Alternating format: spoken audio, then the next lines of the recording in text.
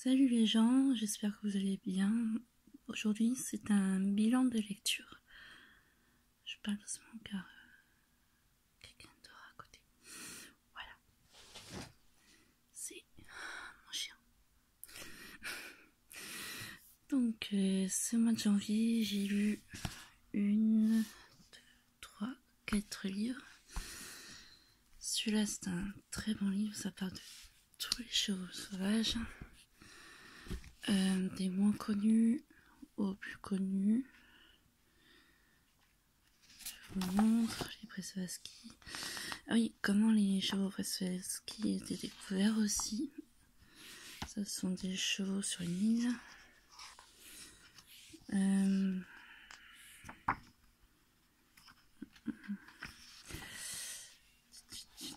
Qu'est-ce que je peux vous montrer d'autre? Je sais que j'ai déjà fait une vidéo sur celui-là, mais il était tellement bien écrit et expliqué.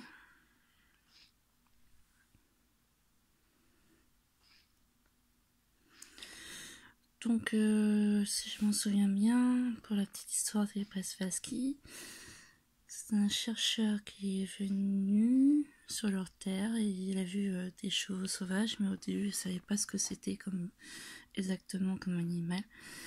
Et du coup, son nom c'est Przewalski. Il a décidé de baptiser ce cheval Przewalski, d'où son nom du monsieur. Le prénom, je m'en souviens plus exactement, mais voilà, c'est pour ça que le cheval s'appelle comme ça. Car c'est le premier chercheur biologiste à avoir trouvé ce bel animal.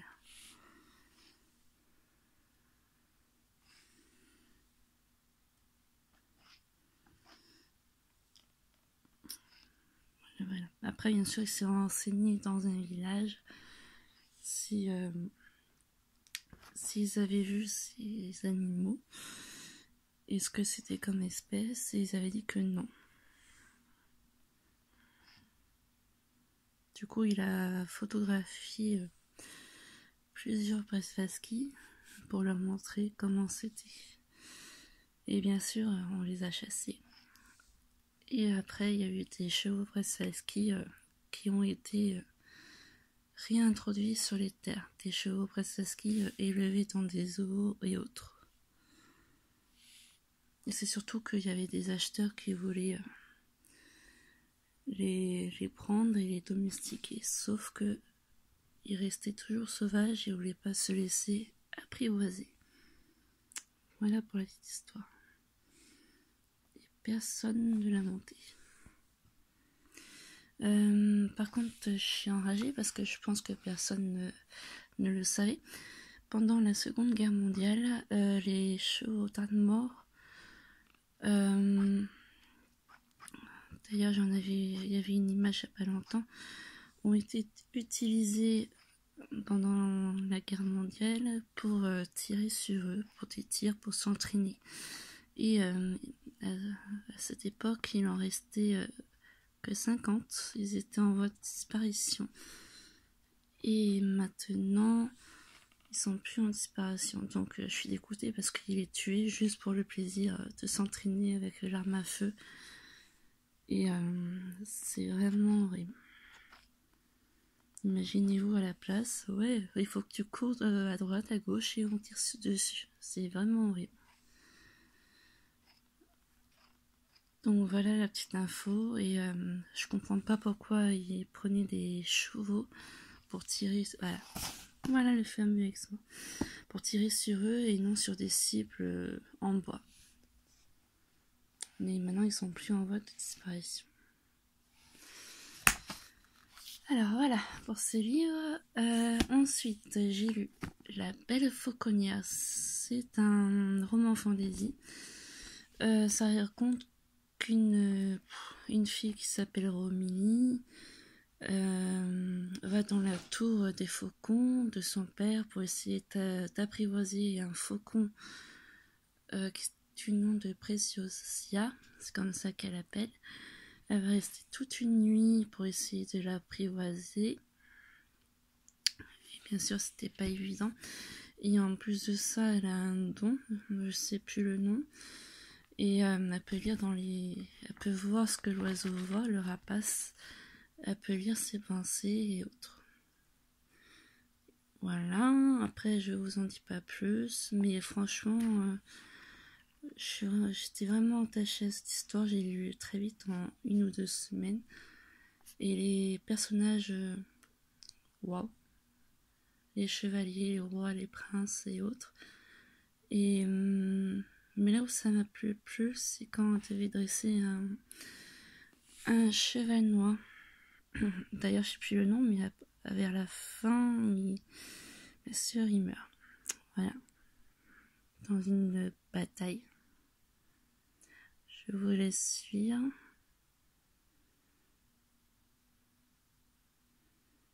Mais après, elle doit se déguiser en garçon, en homme, parce que elle veut s'échapper de chez elle pour pas épouser une personne de force, car son père l'avait déjà, comment dire, prévu un mariage arrangé pour elle, et sauf qu'elle, elle aime pas cet homme que son père lui a proposé de l'épouser, c'est pour ça qu'elle a fugué. Voilà. Après, je vous laisse découvrir la suite de l'aventure. Ensuite, voilà, Downward l'épouvanteur, Joseph de l'année. C'est toujours une pépite, plein de rebondissements, surtout vers la fin, et il me tarde que le 16e sorte. Je vous le conseille. Le petit changement, c'est que, bien sûr, je vous spoil pas tout le bouquin, c'est que normalement c'est un 7e fils d'un 7e fils que le Downward doit entraîner pour avec un apprenti épouvanteur, sauf que cette fois-ci ce sera une fille qui doit entraîner pendant plusieurs années pour qu'elle devienne épouvanteur. Voilà. Donc ça m'a très surpris au début, il croyait que c'était pas vrai et tout, mais au final il s'avérait que c'était bien une 7e fille d'un 7e fille. Voilà, d'une 7e fille plutôt. Oui, mais bon, après c'est plein de rebondissements comme je l'ai dit, ça se lit très très vite, je l'ai lu en 5 jours. Voilà, en même temps je suis fan de cet auteur. Et voilà, après on retrouve des personnages, enfin un personnage, je pense que vous connaissez si vous l'avez déjà lu. Le personnage qu'on retrouve dans ce bouquin, c'est lui, le Calabalos. Voilà. Et je vous en dis pas plus. Donc là je suis en train de ranger. Voilà. Couleur bleue cette fois-ci. Toujours attention à ne pas lire la nuit. Et toujours le même prix. 14,90 €. Après, le suivant, le percheron. Alors, je dis waouh, parce que j'ai appris des choses que je savais pas. Et lesquelles? Déjà que les chevaux percherons ont travaillé pendant le Moyen-Âge. Je le savais, mais je savais pas qu'ils travaillaient en tant que chevalerie. Alors que les cavaliers portent lourdes armures et armes. Donc ça m'a surpris parce que je pensais que les chevaliers montaient surtout des chevaux légers à sang chaud. Et c'est vrai que les photos sont magnifiques.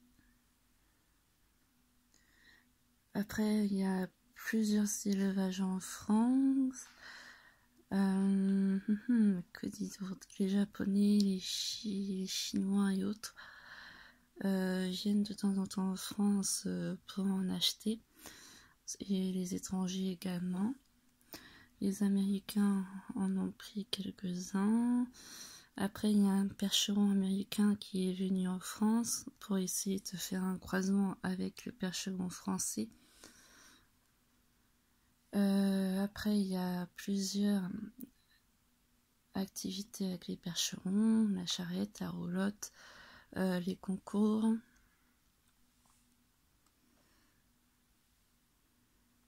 Sachant que les concours, c'est par catégorie d'âge. Et genre ceux qui ont 3 ans vont avec les 3 ans, 4 ans avec les 4 ans, ainsi de suite. Et en fonction, ils sont pris aussi en fonction de la mesure, de combien ils font. Ils font des spectacles. Voilà. C'est vraiment un très très beau livre qui fait... Attendez, hop. 221 en plus, celle-là. Voilà, et franchement, je vous le conseille, on apprend plein d'autres choses, il est toujours utilisé pas dans tous les pays, mais surtout dans l'élevage et autres. Alors ensuite, j'ai lu toujours l'héritage de Christopher Paolini. Au début, j'en étais par là, et maintenant, je suis à la fin. J'ai mis du temps à lire parce que j'ai beaucoup de choses à faire et j'avais d'autres bouquins à finir et autre chose à faire qu'à lire, bien sûr. Donc j'en suis au chapitre 67, les muscles contre le métal. Et pareil, j'ai appris plein de choses, plein de rebondissements. J'étais même contente quand je l'ai lu et appris comme Miragon et Saphira. J'étais folle de joie. Mais je vais pas vous dire de quoi, mais j'étais folle de joie. Si vous voulez savoir, marquez en commentaire. Voilà.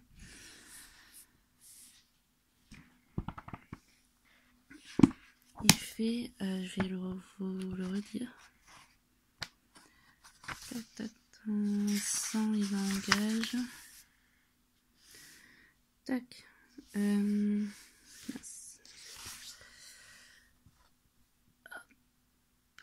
885. Voilà. Dites-moi en commentaire ce que vous en avez pensé de ce livre. Pour l'instant, je l'ai bien aimé. Le début, il était un peu lent pour le démarrage. Mais c'est aussi pour ça que j'ai arrêté. Mais après, je l'ai repris et je n'ai pas arrêté. Voilà. Bon, sur ce, bonne journée et j'espère que cette vidéo vous aura plu.